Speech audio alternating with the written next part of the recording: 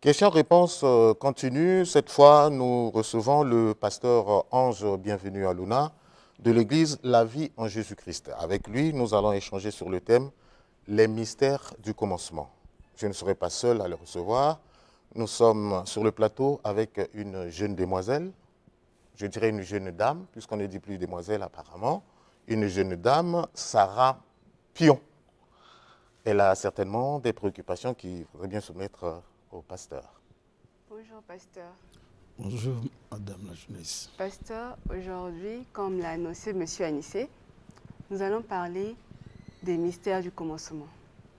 Ce thème est une façon pour vous de nous faire comprendre qu'avant de commencer quoi que ce soit, il nous faut prendre des dispositions. Ça peut être des annonces ou des déclarations.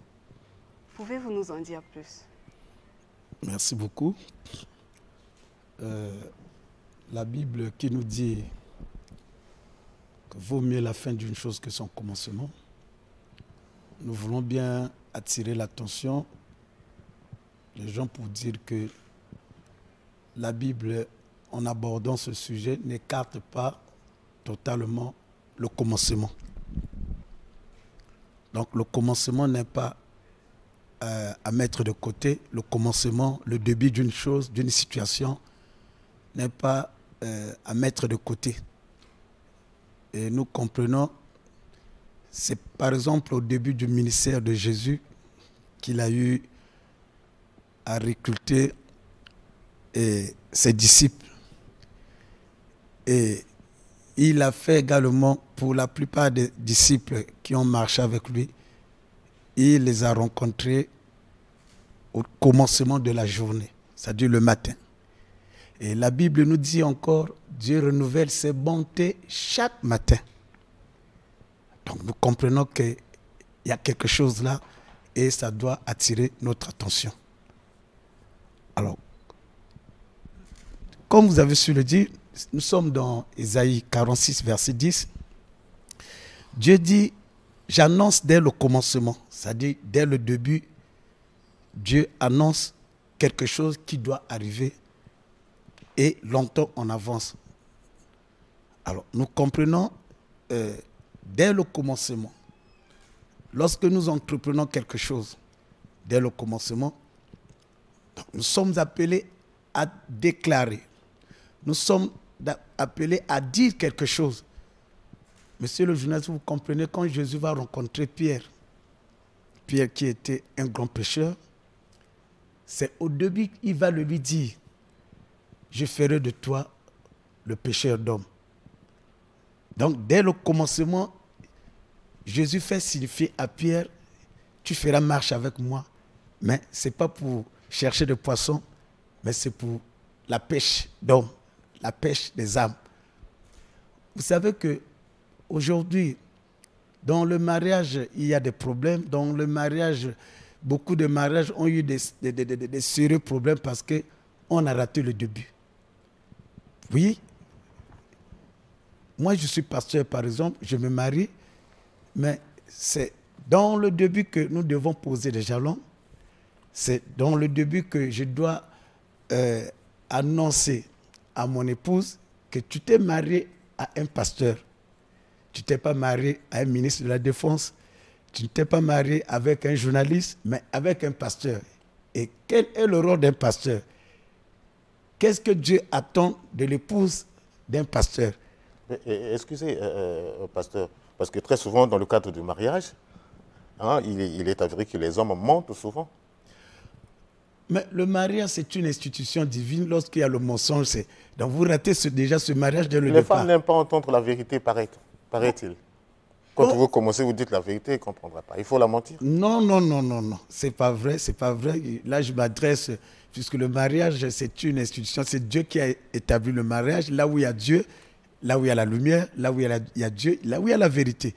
Donc, je m'adresse et je parlerai à mon épouse. Écoute, je suis un pasteur. Quel est le rôle d'un pasteur? Et vous qui êtes la femme, vous l'épouse d'un pasteur, qu'est-ce que j'attends de vous? Qu'est-ce que Dieu attend de vous? Alors, lorsque ce chemin-là est tracé, je crois qu'il ne peut pas avoir de mauvaises surprises, il ne peut pas avoir des incompréhensions, puisque le tout est mis sur la table. Donc, nous devons annoncer. C'est même la raison pour laquelle on peut justifier cela. Chaque 31 décembre, nous avons des nuits de prière. Mais en réalité, c'est pour annoncer la nouvelle année que nous allons aborder. Vous savez que Dieu a mis à notre disposition les esprits qui sont à notre service. Je veux bien parler des anges. Et c'est à nous de faire mouvoir ces anges. Comment? À travers la parole de Dieu, lorsque nous prions. Nous prions avec la parole de Dieu. Et puisque les anges, ce sont les esprits que Dieu a mis à notre disposition, nous qui sommes les saints, en écoutant la parole de Dieu, ils rentrent en mouvement. Donc, lorsque nous déclarons chaque fin d'année, et c'est pour annoncer la nouvelle année qui va commencer. Donc, pasteur, le fait pour vous de dire que lorsque nous annonçons déjà, cela a un impact. Donc, ces déclarations suffisent à elles seules pour réussir. Oui, mais vous savez que, par exemple, ma soeur, lorsque vous priez, il y a prier et prier.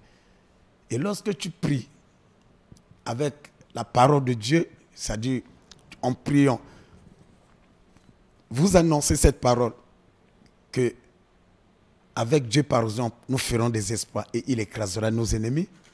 C'est la parole de Dieu. Donc, en priant ainsi, Dieu ne vous voit pas. Dieu se voit en vous. Parce que vous mettez en pratique sa parole. Et c'est là où, en dehors de la foi, ça nous conduit et nous allons voir un résultat qui est meilleur. Donc, lorsque nous annonçons, lorsque nous prions, la différence, un chrétien ne prie pas comme un chef de village, mais un chrétien prie avec, accompagné de la parole de Dieu. Obligatoirement, la Bible dit que la parole de Dieu ressemble à un marteau. Et lorsque nous prions, il y a l'impact et il y a une influence positive. Donc, lorsque nous annonçons, je déclare que cette année, par exemple, je me réveille le matin, c'est le début de la journée. Je dois prendre possession de cette journée. Et en faisant des déclarations, ce sont les annonces. En priant, ce sont des annonces. Quand le jour arrive, le soleil fait briller tout le monde, les bons et les mauvais. Et la Bible dit que c'est pendant que nous dormons, le diable sème s'enivrer. Mais lorsque tu ne pries pas le lendemain, mais le soleil qui arrive, mais il va tout agréer. Donc c'est là où même j'en profite pour dire aux chrétiens, c'est important de commencer sa journée, aller à l'église, par exemple, dans nos cultes matinaux. Lorsque nous commençons la journée à aller à l'église dans les cultes matinaux, c'est une façon d'annoncer notre journée. Mais aujourd'hui, beaucoup de gens négligent les cultes matinaux. Permettez, pasteur, s'il vous plaît, concernant bien sûr ces célébrations de fin d'année, nous avons l'habitude de voir partout des banderoles affichées au sein des églises. Cette année, c'est l'année de la victoire, c'est l'année du relèvement, c'est l'année des exploits. Donc, chaque église a une annonce à faire concernant l'année. Mais quand on voit la succession, rien ne se réalise, apparemment. Oui, monsieur, rien ne se réalise. Bon, je ne sais pas si vous avez fait l'enquête. Ce sont des choses spirituelles. La Bible nous dit dans le livre d'Apocalypse, Dieu, le Seigneur, a donné une annonce à l'église, par exemple, d'Éphèse. Donc, il s'adresse à l'ange de l'église. Et ce message va en connivence avec l'église, c'est-à-dire l'ange de l'église. Et c'est à l'ange de l'église qui est le pasteur qui va donner cette annonce. Cette année, voilà ce que Dieu, ce ne sont pas des choses imaginaires. Maintenant, lorsque nous donnons l'annonce, lorsque nous parlons, écoutez, c'est une vérité qu'on ne doit pas cacher. Et est-ce que les recommandations de Dieu, est-ce que beaucoup exécutent cela?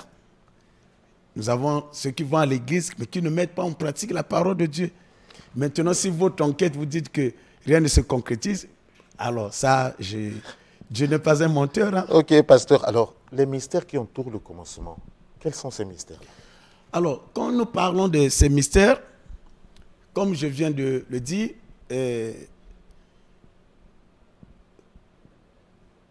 tout début d'une chose, c'est un fondement. Et je veux bien parler de la fondation. Et lorsque tu rates la fondation pour une maison, lorsque le maçon fait rater, c'est-à-dire dans sa fondation, il pose mal son fondement, sa fondation, il donnera des problèmes aux carreleurs, il donnera des problèmes aux charpentiers, il donnera des problèmes même aux peintres. Donc c'est pourtant dire que dès le début, lorsque vous ratez le début, alors sachez-le que c'est toute une vie qui va se foutre en l'air. Même si on dit que vaut mieux la fin d'une chose, nous avons connu les gens où Dieu les a bénis financièrement et le long de sa vie professionnelle, mais c'est une personne qui a semé la zizanie dans sa vie. Et à l'approche de la retraite, il reste peut-être 2 ans, il dit, moi je dois m'organiser à faire des restos. Et c'est quelqu'un qui termine sa vie dans une maison en hangar. Alors c'est quelqu'un qui a été béni financièrement parce qu'on a raté le début. J'aimerais dire aux bien-aimés, quand on parle du début, le début c'est un fondement. Le début c'est la fondation. Et nous qui sommes les chrétiens, nous marchons sur le fondement posé par Christ Jésus-Christ. Et nous n'avons rien ajouté. Lorsque le fondement est là, Dieu qui a dit, Dieu créa les cieux et la terre. Il a posé un fondement. En dehors des cieux et la terre aujourd'hui, monsieur, qui peut encore créer un troisième élément? Parce que c'est dès le départ, dès le début, Dieu a posé, il a créé les cieux et la terre, et il a dit que la lumière soit. Et la lumière est jusqu'au... Ce que Dieu a créé jusqu'à aujourd'hui, il n'y a pas d'autre entité, il n'y a pas quoi que ce soit. Donc ça veut dire que le premier mystère, lorsque nous parlons dans le début d'une chose, dans le commencement, c'est la fondation dans notre marche. Que tu sois chrétien, que tu sois païen, sachez-le que la fondation, le début, c'est un fondement que nous ne sommes pas appelés à rater dans le mariage, dans ta vie professionnelle. Dans tout ce que tu es en train d'exercer, le début, la fondation est très capitale. Dans le mariage, lorsque vous ratez, comme nous venons de l'aborder, où il y a certains foyers, par exemple, où la femme est en train de dominer l'homme. Parce que c'est dès le début, l'homme se dit que c'est notre amour, mais c'est ce qu'est l'amour. Parce que l'homme est le chef de la maison. Et lorsque tu te maries avec la femme, et vous posez des jalons, vous posez le fondement. Sachez que c'est un mariage chrétien, par exemple. Je suis le chef de la maison. Et la femme, tu es mon aide. Et regarde, monsieur le journaliste, ça sera une maison, un foyer, un mariage béni. Parce que... Merci beaucoup, pasteur. Bienvenue à Luna. Nous sommes arrivés au terme de notre entretien. Leçon à retenir, avant de commencer quoi que ce soit, il faut savoir poser les fondements, poser les fondations.